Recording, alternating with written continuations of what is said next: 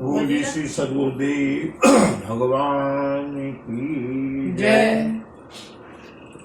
श्री गुरु चरण सरोज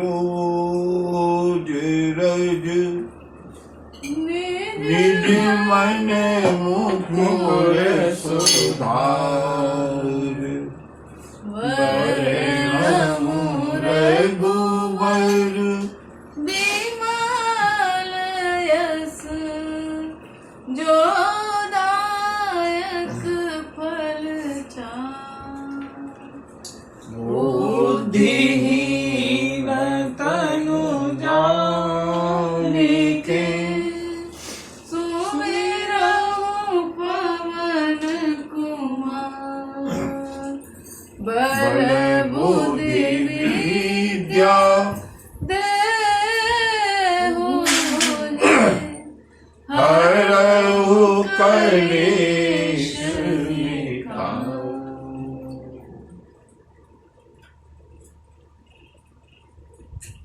प्रेम के साथ भगवान नाम संकीर्तन करते हुए शीघ्रता से चलते हैं परम पावन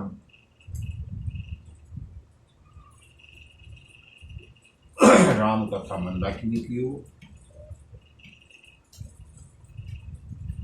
पहले हरि नाम से हरे राम राम राम सीता राम राम राम हरे राम राम राम सीता राम राम राम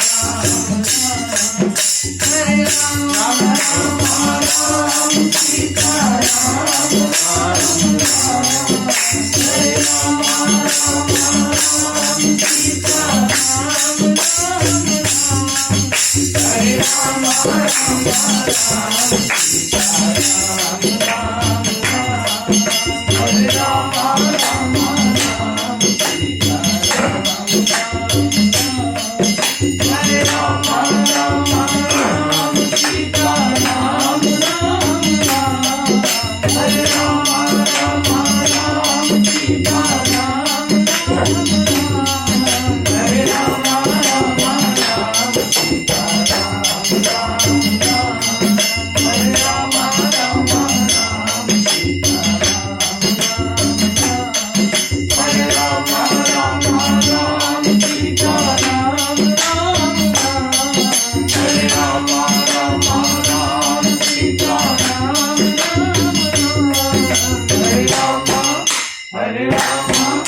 हरे राम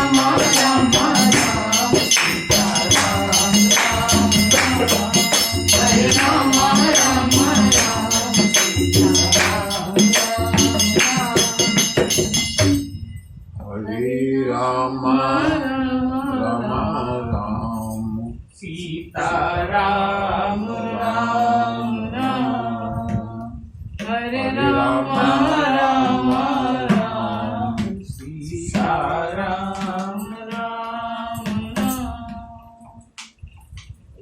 श्यावर रामचंद्र की जय। पवन सुत हनुमान की जय। बाबा विश्वनाथ की जय।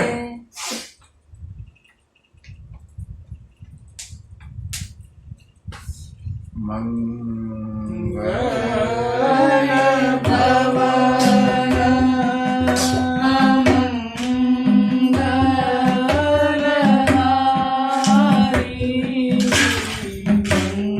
मंगल भवन मंगलहारी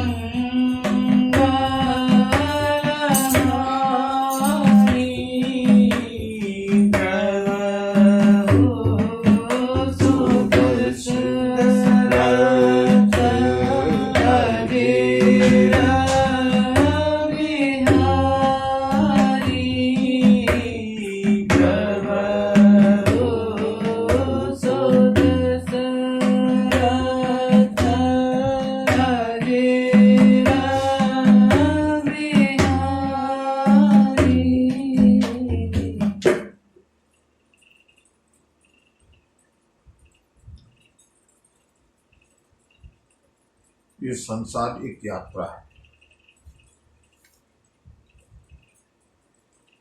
ये संसार एक समरांगण है।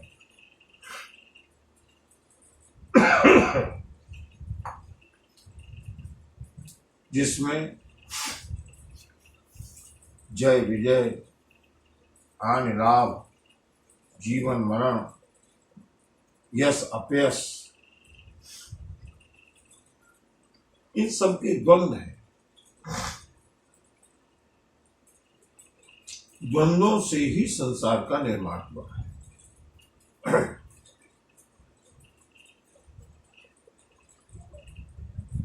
और हमको प्रभु ने भेजा ही इसलिए है कि संसार रूपी समर में हम युद्ध करें।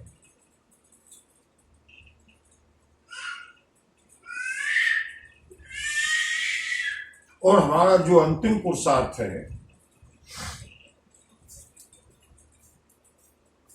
धर्म, अर्थ, काम और मोक्ष,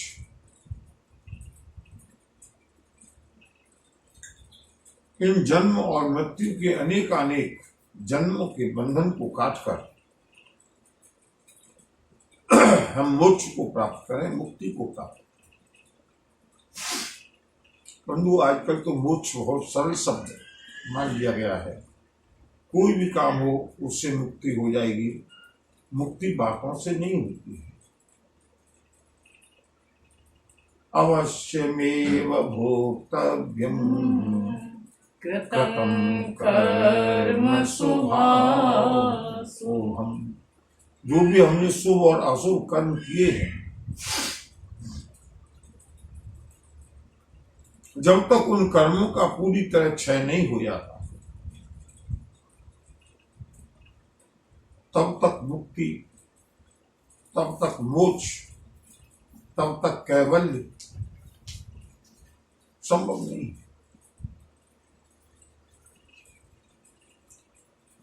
इसी को प्राप्त करने के लिए, परंतु जिसने मोक्ष को प्राप्त कर लिया, जिसने मुक्ति को प्राप्त कर लिया,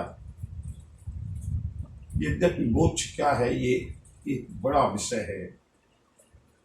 और बंधुओं, मोक्ष प्राप्त करना मैंने कई बार बताया है, मृत्यु की बात जरूरी नहीं है।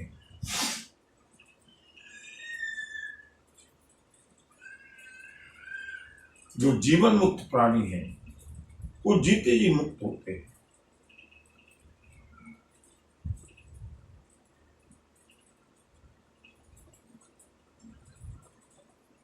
चिंताओं से मुक्त होना, तनाव से मुक्त होना,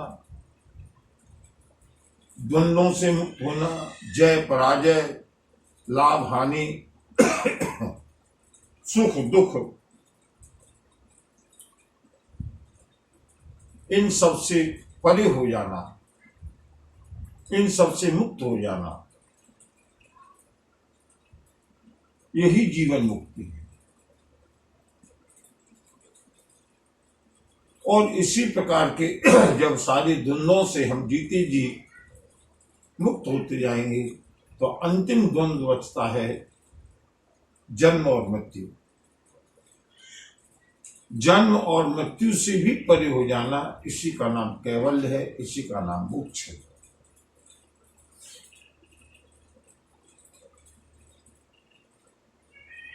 इसको कैसे जीता जाएगा, यहां प्रभु ने बहुत सुंदर विजय रथ का वर्णन किया है।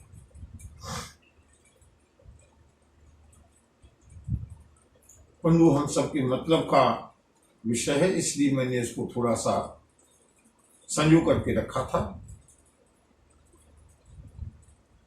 समझते हुए चलेंगे, लेकिन शीघ्रता से चलेंगे, क्योंकि केवल 2 दिन शेष हैं और 2 दिन में भी अनेक प्रकरण आने हैं। हमको अपना लक्ष्य निर्धारित करके चलना है। 2 दिन के बाद लंकेश रावण के ऊपर विजय प्राप्त करके धर्म की ध्वजा को फहराना है। और इन 2 दिनों में इतने ऊहापोह, इतने अप्स एंड डाउन्स हैं, जिनका हम दर्शन 2 दिन में करेंगे।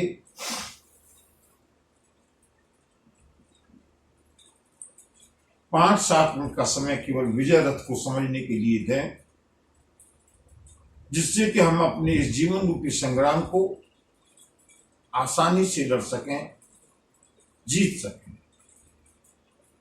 प्रभु श्री राम ने कहा, विभीषण सुनहु सखा कह कृपा निधाना, जय होई सो चंदन आना। सुनहु सखा कह कृपा निधाना, जय होई सो चंदन आना। प्रभु ने कहा, मित्र सुनो,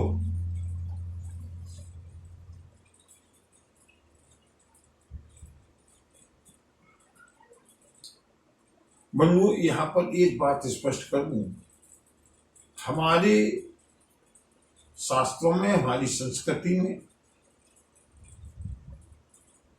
ये बहुत बड़ी रिसर्च का विषय है। 2 प्रकार के स्वरूपों का वर्णन किया गया है, एक आदि भौतिक है, एक आदि दैविक है। एक प्रत्यक्ष दिखने वाला भौतिक स्वरूप है, एक उसके पीछे छिपे रहने वाला दैविक स्वरूप है। जैसे गंगा मां,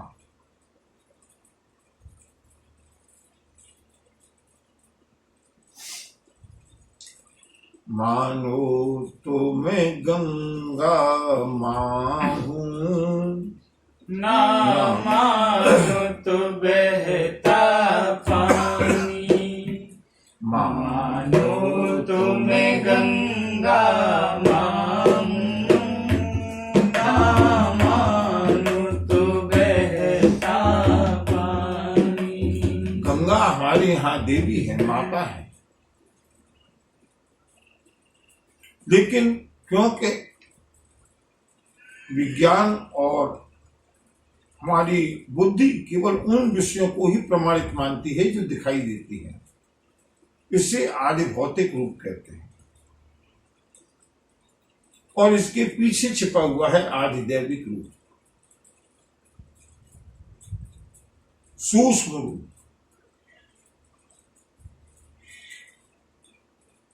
विज्ञान में और अध्यात्म दोनों एक दूसरे के पूरक हैं, लेकिन यहां पर आकर के थोड़ा अंतर है। विज्ञान स्थूल रूप को मानता है, अध्यात्म सूक्ष्म रूप को मानता है। बाहरी जो रावण का रथ है ये आदि भौतिक है, ये देखने में जो भी हमारे उपकरण हैं, संसाधन हैं, वे भौतिक हैं। और प्रभु सूक्ष्म तत्व का विवेचन करते हैं। विभीषण, इस रथ से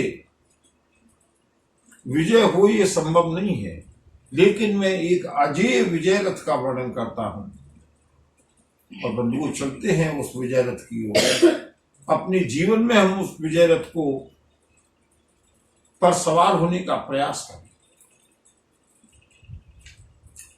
सूरज धीरज तीरथ चाका, सत्यशील गण ध्वजा पताका, बल विवेक दस परहित गोरे, क्षमा कृपा समता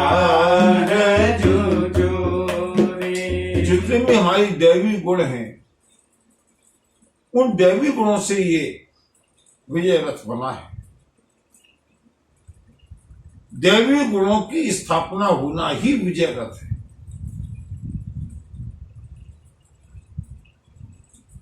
विभीषण, सौरज धीरज शौर्य और धैर्य, ये उस रथ के पहिए हैं। 2 पहिए शौर्य के हैं, 2 पहिए धैर्य के हैं। बंधु जरा इस रथ की मैकेनिज्म को देखिएगा, इस रथ की वैज्ञानिकता को देखिएगा। अगर रथ के पहिए छोटे बड़े हैं, रथ अच्छी तरह से गति नहीं करेगा। पहिए समान होने चाहिए, जितना सौज है उतना ही धैर्य भी होना चाहिए। सत्यशील दृढ़ ध्वजा पताका, सत्य और सदाचार इस रथ की मजबूत ध्वजा और पताका है। क्या क्या? सत्य और सदाचार। रावण के पास किसी चीज की कमी नहीं है। यहीं से हम देखते हुए चलें, इस विजय रथ की तुलना रावण के जीवन से करें। रावण के जीवन में शौर्य की कमी नहीं है। दो पहिए बहुत मजबूत हैं, बहुत बलवान हैं, लेकिन धैर्य नहीं है। रथ गड़बड़ा गया। रावण के जीवन में न तो सत्य है और न सदाचार है।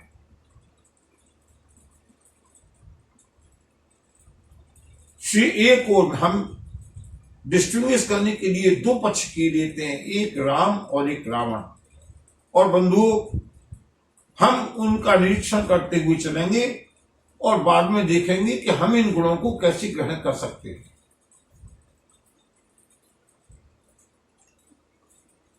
रावण के जीवन में शौर्य है लेकिन धैर्य नहीं है। श्री राम के जीवन में शौर्य भी है और धैर्य भी है। शौर्य इतना है कि धनुष, शिव धनुष का भंजन, जिसे तीनों लोकों में कोई नहीं कर सकता, श्री राम ने किया। और धैर्य इतना है कि महाराज जनक ने इतने कटु वचन कहे लेकिन श्री राम शांत रहे।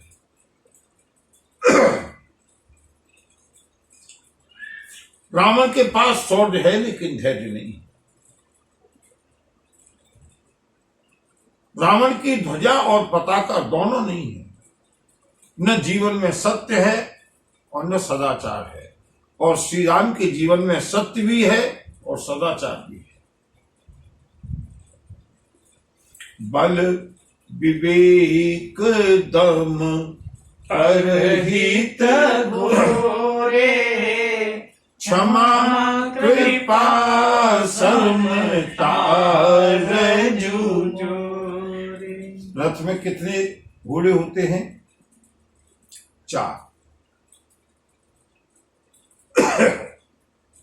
प्रभु कहते हैं, मित्र, बल, एक घोड़ा बल, लेकिन बल के साथ में दूसरा घोड़ा विवेक।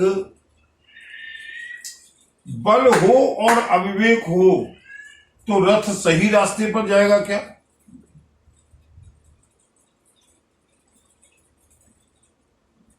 एक घोड़ा तो संयमित है और दूसरा घोड़ा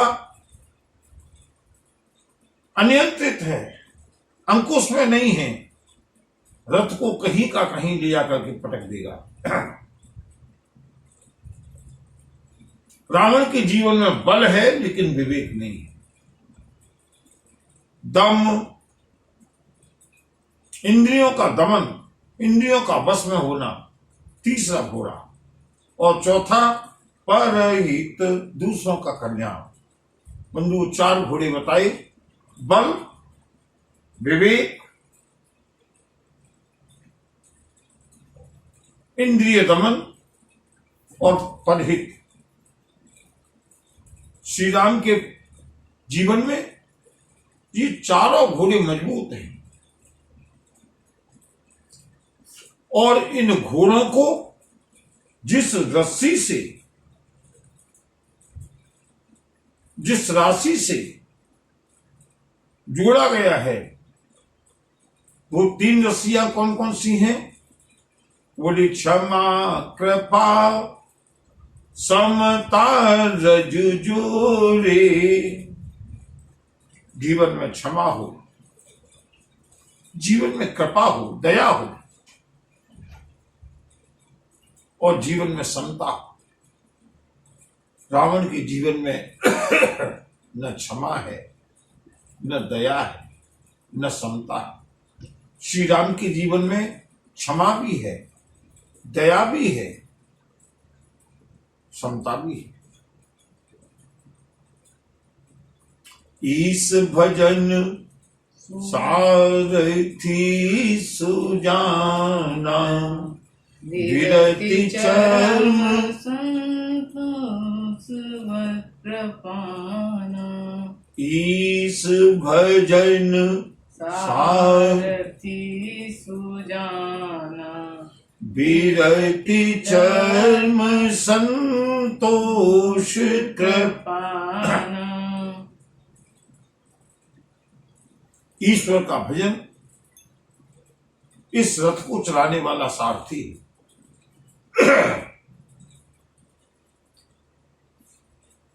वैराग्य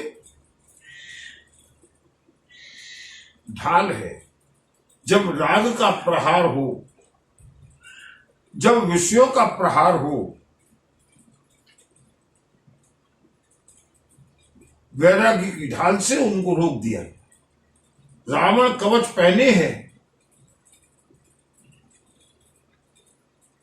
बाहरी अस्त्र शस्त्र तो प्रभाव नहीं करेंगे, लेकिन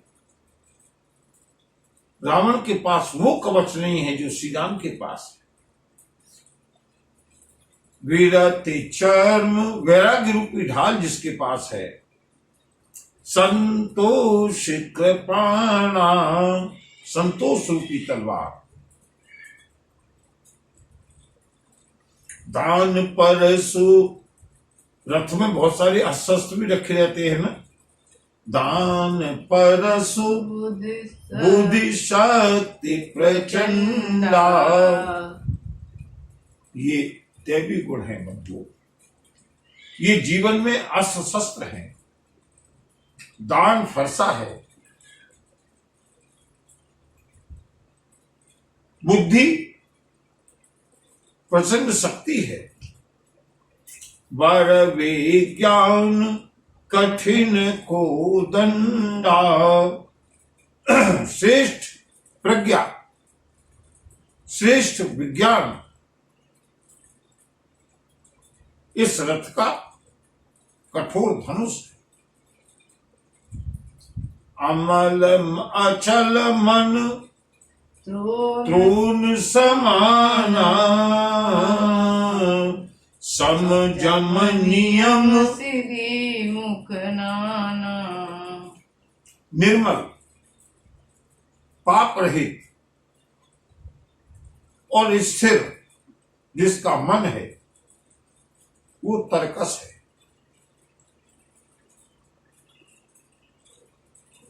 निष्पाप और स्थिर मन इस रथ की तरकस है।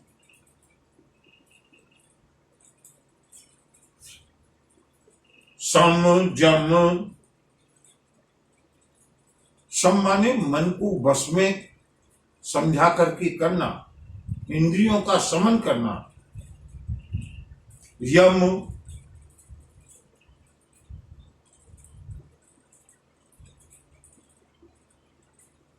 महर्षि पतंजलि ने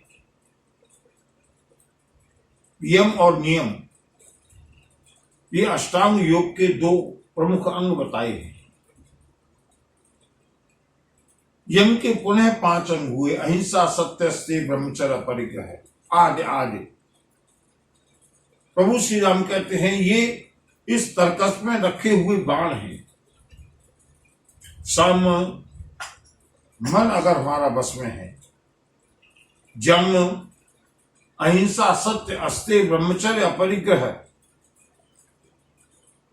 नियम, शौच, संतोष, तप, स्वाध्याय, ईश्वर प्रणिधान, ये सारे बाण हैं।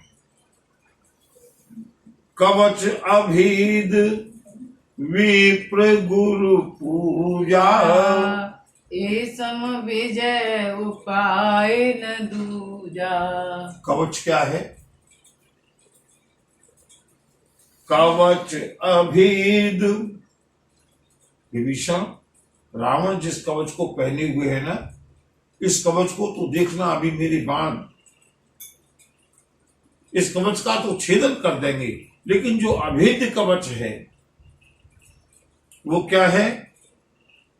गुरुदेव का, संतों का, विप्रों का पूजन करना, सम्मान करना, ये अभेद कवच है। बंधुओं, ये कवच रावण के पास नहीं है, और ये कवच राम के पास बहुत मजबूत है। इसलिए श्री राम खुले हुए वक्षस्थल से भी बिना कवच के रावण के साथ संग्राम करने के लिए तत्पर है।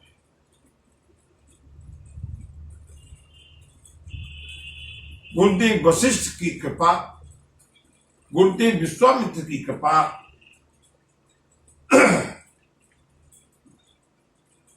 गुरुदेव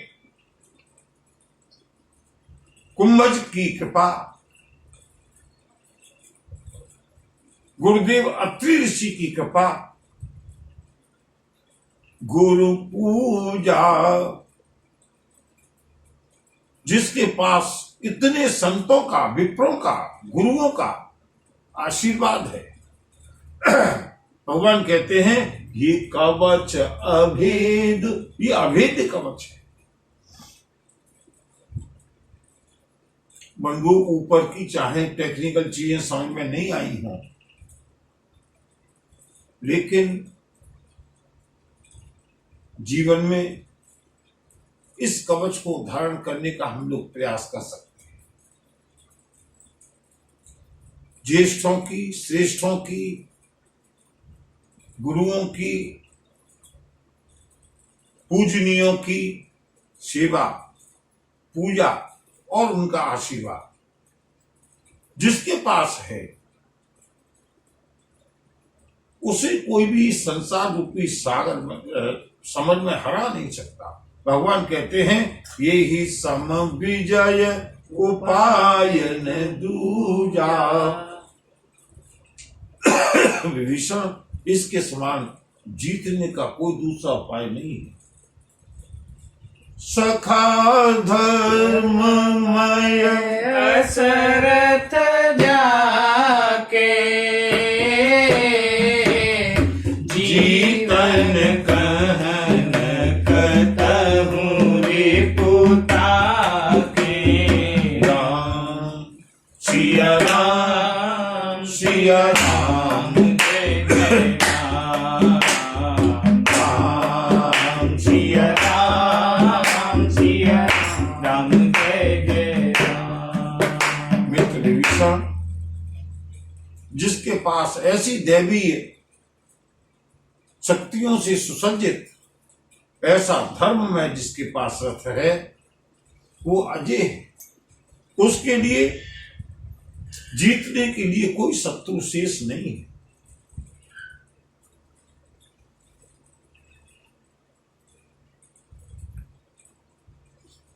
बंधुओं, विश्व विजयी होना आसान है, लेकिन काम विजयी होना,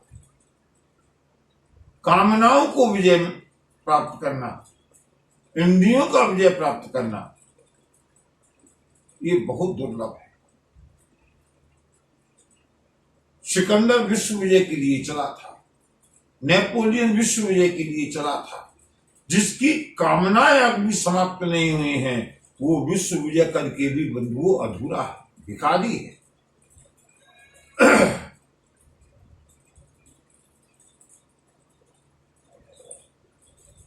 महा अजय संसार रिपु जीत सकै सो वीर। जाके असरथ होए दृढ़, सुनहु सखा मति धीर।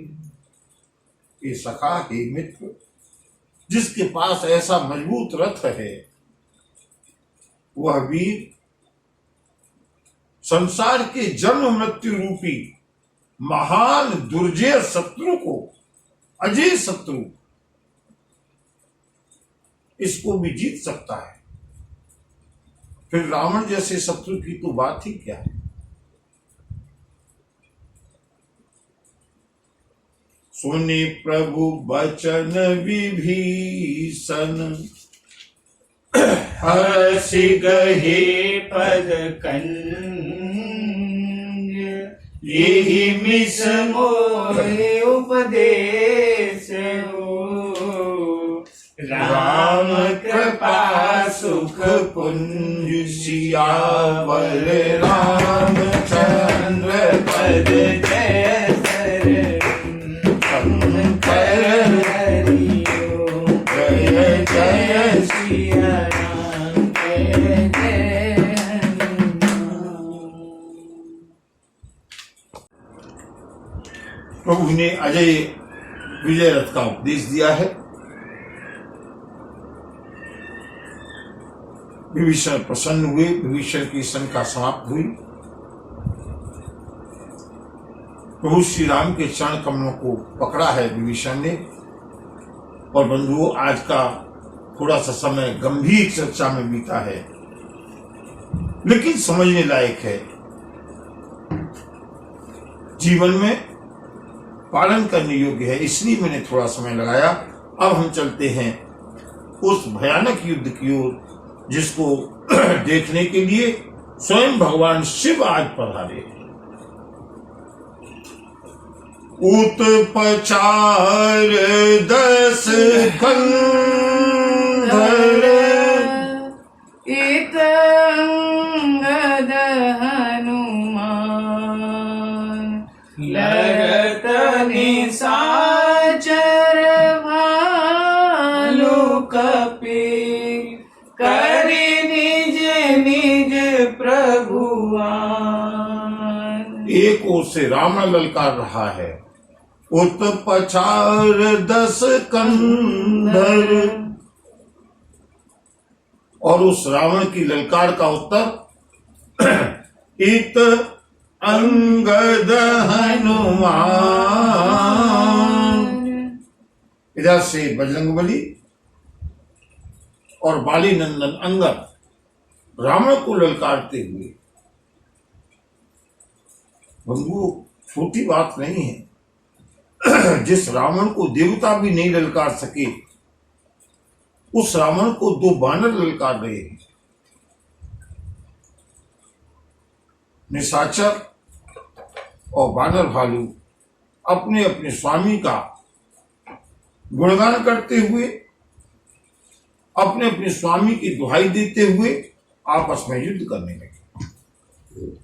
सुर ब्रह्मादि सिद्ध मुनि नाना, देखत रन नव चढ़े विमाना, हमहु उमा रहे तेहि संगा, देखत रामचरित रंगा।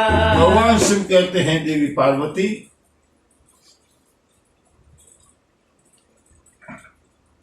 ये अत्यंत विभत्स, अत्यंत भयानक और अत्यंत अद्भुत, ऐसा युद्ध न कभी हुआ न होने वाला है। देवता लोग अपने अपने वाहनों पर, अपने अपने विमानों पर चढ़कर अंतरिक्ष से राम और रावण के इस युद्ध का निरीक्षण कर रहे हैं। भगवान शिव कहते हैं, देवी, हम भी इस युद्ध का निरीक्षण करने के लिए गए। क्यों? क्योंकि भगवान शिव के ही बल से रावण युद्ध कर रहा है। भगवान शिव का अनन्य उपासक है रावण, और भगवान शिव अनन्य उपासक हैं प्रभु श्री राम की। एक और शिष्य है एक और स्वामी है, प्रभु है। देवी पार्वती इस युद्ध का आनंद लेने के लिए हम भी गए। और बंधुओं, आगे 2-4 चौपाइयां पढ़ते हुए वीर रस में तेजी के साथ हम आगे चलते हैं। सुबट समर रस दूधी से माते, कपि जयशील राम बल ताते। एक सन बिरही पचारही, एक न एक मर्दे मही पारही। मारही काटही धरही पछारही, शीश तोरे शीसन सन मारही। उदर बिदारही भुजाऊ पारही, गही पद अवनी पटकी भट डारही। निशिचर भट मही काढ़ी भालू, ऊपर ढाली दे बहु बालू। वीर बली मुख जो तविरुते, देखी अद विपुल काल जनु क्रोधे। भगवान शिव कहते हैं, देवी, दोनों दिशाओं से योद्धा एक दूसरे को ललकारते हुए एक दूसरे को मसल मसल कर पृथ्वी पर डालते हैं, मारते हैं, काटते हैं। वानर राक्षसों को पकड़ पकड़ करके पृथ्वी पर पछाड़ देते हैं, राक्षसों के सिरों को तोड़ करके दूसरे के सिर से मारते हैं। अपने 30 नाखूनों से वानर राक्षसों को फाड़ने लगे, राक्षसों की भुजाओं को उखाड़ करके पैर को पटक पटक करके पृथ्वी पर गिराने लगे और जिंदा निशाचरों को वानर भालुओं ने पकड़ पकड़ के जमीन के अंदर गाड़ना शुरू कर दिया। निशिचर भट मही गाड़ही भालू, और उसके ऊपर से बहुत सारी बालू डाल करके उसकी कब्र, उसको जमीन में ही उसका अंतिम संस्कार कर देते हैं।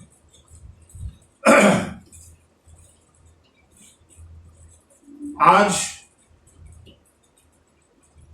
श्री राम के नेतृत्व में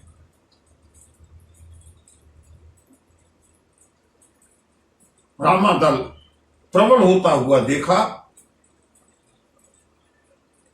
रावण के पास केवल यही सेना बची है।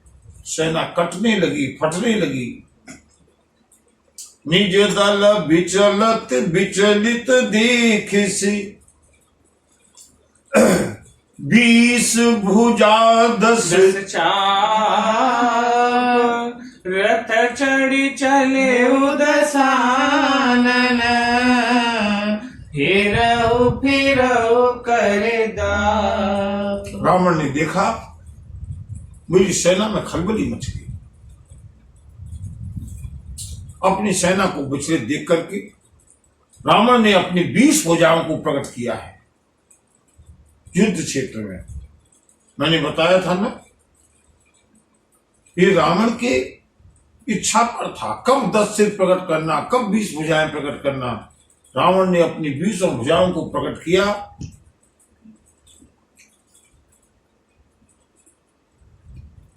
दस हाथों में धनुष,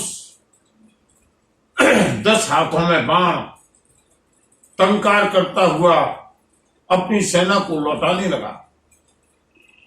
धायु परम क्रोध 10 कंदर, सन्मुख चले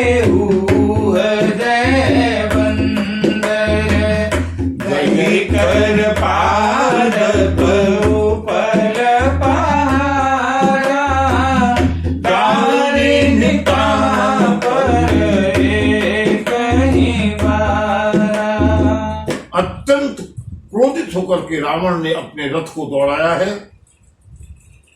और रावण के रथ को आता हुआ देख करके सारे वानर भालुओं ने घेर लिया। हुंकार भर के वानर रावण के ऊपर आक्रमण करने लगे।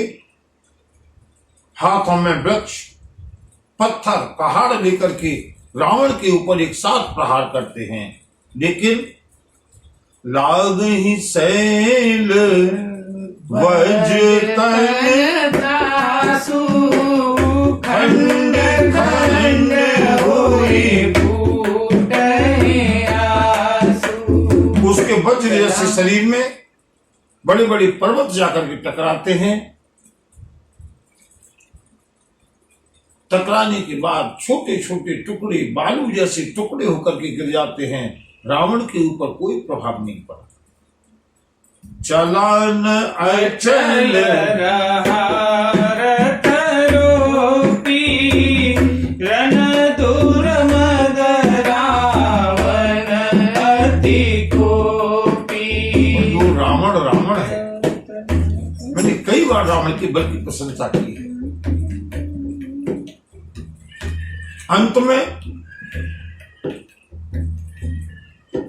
दौड़ते हुए रावण ने अचानक अपने रथ को स्थिर किया, रुक गया, अचल होकर के खड़ा हो गया और अत्यंत क्रोध करके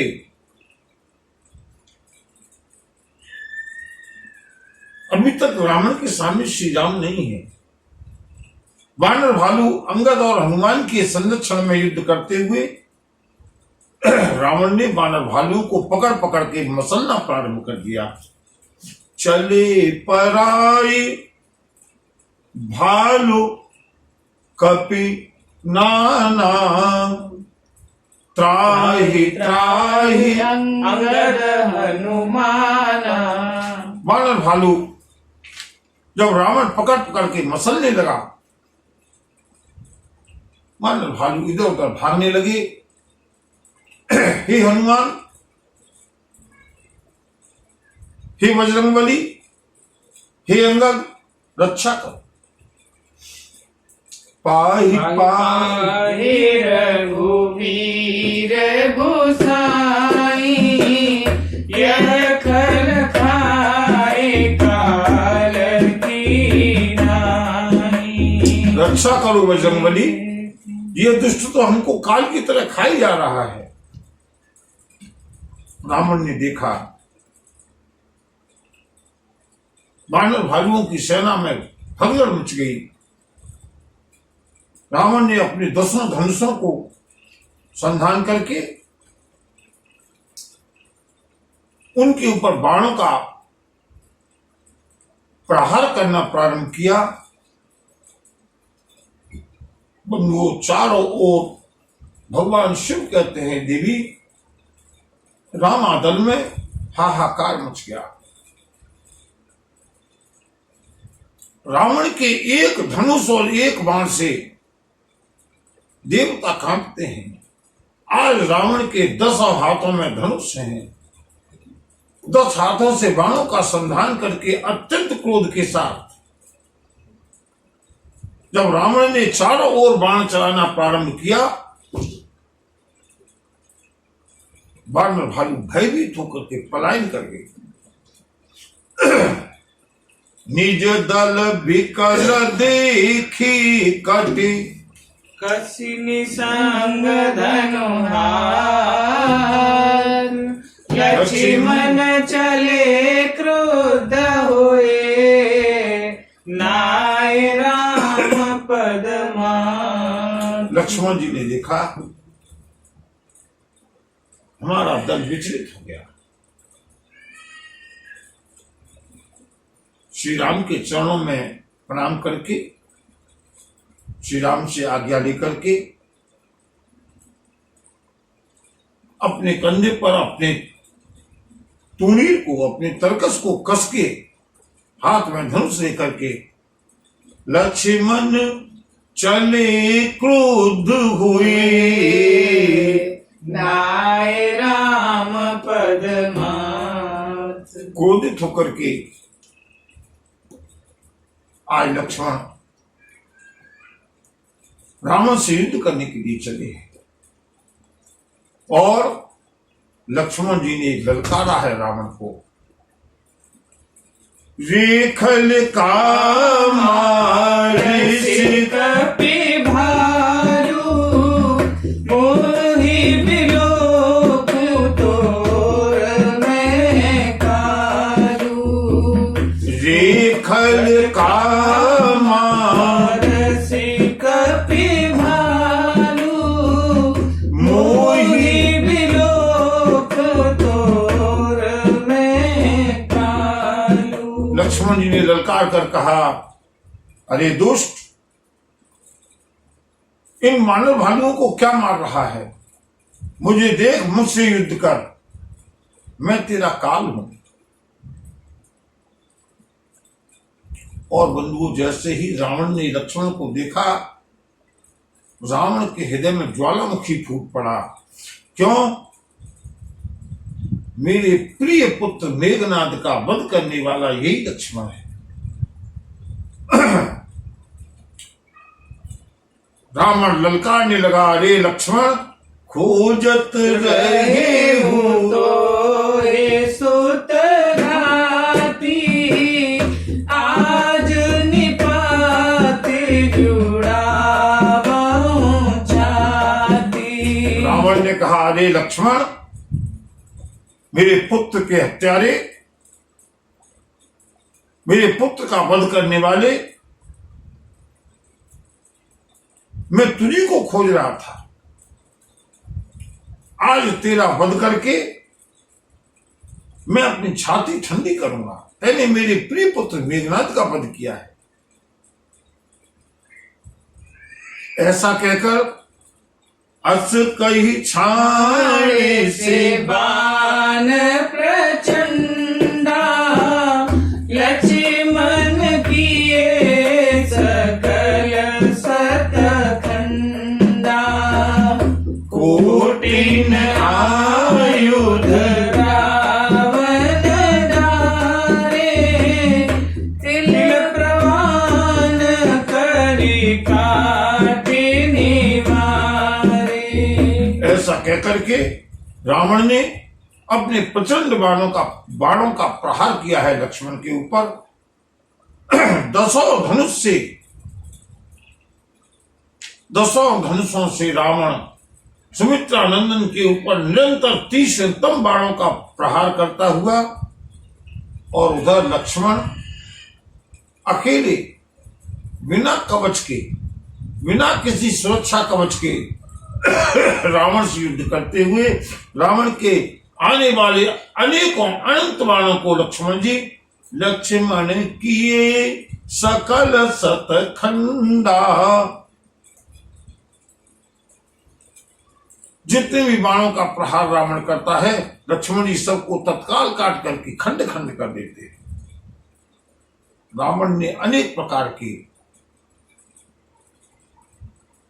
बाणों का प्रयोग करके देखा, लेकिन लक्ष्मण जी ने उन सबको तिनके के समान काट काट करके दूर कर दिया। फिर अब लक्ष्मण जी ने प्रहार करना प्रारंभ किया है। पुनि निज बानन कीन प्रहारा, चंदन भंगे सारथी मारा। सद सद सर मारे 10 भाला, गिरि श्रृंगन जनु प्रवेश ही प्याला। अब लक्ष्मण जी ने अपनी ओर से प्रहार करना शुरू किया। बंधुओं, सबसे पहले जिस रथ के ऊपर चढ़कर रावण युद्ध कर रहा है, जिसके ऊपर उसे बहुत गर्व है, लक्ष्मण जी ने एक बाण मार करके रथ का भंजन कर दिया। रावण के सारथी को तत्काल यमलोक पहुंचा दिया। चंदन भंज सारथी मारा, रावण पृथ्वी पर आ गया, गिर पड़ा रावण के इस समय 10 सिर हैं। लक्ष्मण जी ने उसके 10 सिरों में एक साथ 100 बाणों का प्रहार किया। ऐसा लगने लगा जैसे कि पहाड़ के शिखरों में सर्प प्रवेश कर गए, बाण फंस गए रावण के सिरों में। लक्ष्मण ने पुनि सत सर मारे 10 पुनि सत सर मारा और मारी परे उदरने तल सुदीप छुनाई उठा प्रबल पुनि मूर्छा जागी छाड़ से ब्रह्म दीन जो सांगी। लक्ष्मण जी ने 10 सिरों में 100 बाणों का प्रहार किया है। एक साथ 1000 बाणों से रावण के 10 सिरों को बीन दिया। उसके बाद 100 बाणों से रावण के वक्षस्थल पर, हृदय पर प्रहार किया। रावण मूर्छित होकर पृथ्वी पर गिर पड़ा, बेसुध हो गया।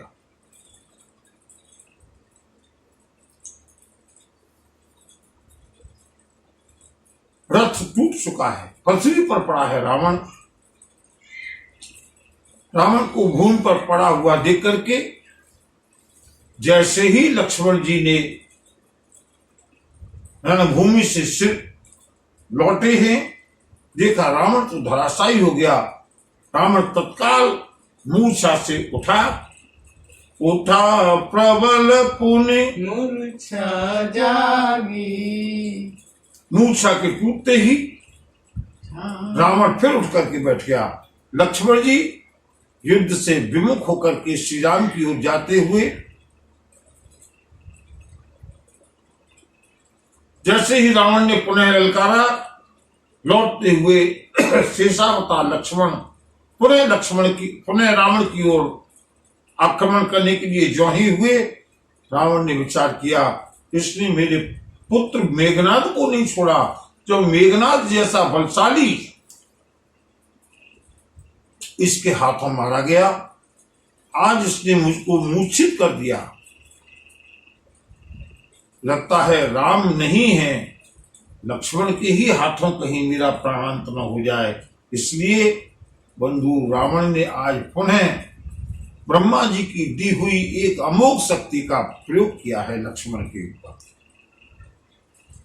सो ब्रह्मदत्त प्रचंड शक्ति अनंत और लागी सही परो वीर विकल उठाव दस मुख अतुल बल महिमा रही ब्रह्मांड भवन विराज जाके एक सिरधि में रज कनी तेहि चह उठावन मूल रावण जाने नहीं त्रिभुवन धनी। बंधु 2 बार लक्ष्मण जी को शक्ति का प्रहार हुआ है। एक बार वीरघातनी शक्ति का प्रहार मेघनाद ने किया था, जिसके कारण श्री राम को अत्यंत शोक करना पड़ा। और अब रावण ने ब्रह्मा की दी हुई शक्ति का जैसे ही लक्ष्मण जी के ऊपर प्रहार किया, शक्ति आकर के लक्ष्मण जी के हृदय में समाई है और शक्ति की लगते ही लक्ष्मण जी मूर्छित होकर पृथ्वी पर गिर पड़े। बंधु रावण हो या मेघनाद, इन सब की एक ही इच्छा रहती है कि अगर लक्ष्मण मूर्छित अवस्था में मिल जाए तो उनको उठाकर के लंका ले जाया जाए। मेघनाद ने भी बहुत प्रयास किया था। आज लक्ष्मण को धराशायी हुआ देख रावण ने उठाने का बहुत प्रयास किया, लेकिन शेषावतार लक्ष्मण रावण हिला भी नहीं सका। जैसे ही बजरंगबली की दृष्टि पड़ी, भैया लक्ष्मण मूर्छित हो गए, पृथ्वी पर धराशायी पड़े हुए हैं और ये रावण उनको ले जाना चाहता है।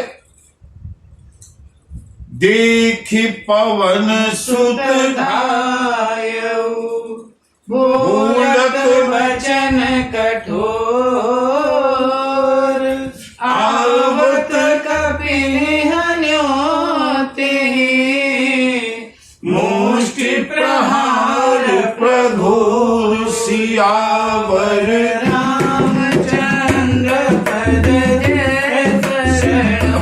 शंकर हरि ओम, जय जय सिया राम, जय जय हनुमान। बंधुओं, बजरंगबली का 10 मुख रावण से द्वंद्व युद्ध होगा और ये बड़ी ही रोचक घटना है रावण और हनुमान जी के बीच के युद्ध की। इसका वर्णन हम कल देखेंगे। लक्ष्मण जी मूर्छित पड़े हुए हैं। प्रसंग को याद रखते हुए रावण और बजरंगबली के बीच का द्वंद्व युद्ध का दर्शन हम कल करेंगे, केवल कल और परसों। इसमें एक दिन बड़ी ही अद्भुत घटना होने वाली है और उसके बाद में 10वीं को लंकेश रावण का वध होगा। हम लोग पूरी ऊर्जा के साथ, पूरी शक्ति के साथ, पूरे उत्साह के साथ 2 दिन इस युद्ध का आनंद लेंगे और उसके बाद प्रभु श्री राम का की जय जयकार होगी, लंका के ऊपर अयोध्या की विजय होगी। तो उसका आनंद हम विजयदशमी के दिन करेंगे। बोली सियावर रामचंद्र की जय। नमः पार्वती पतये हर हर महादेव। जय।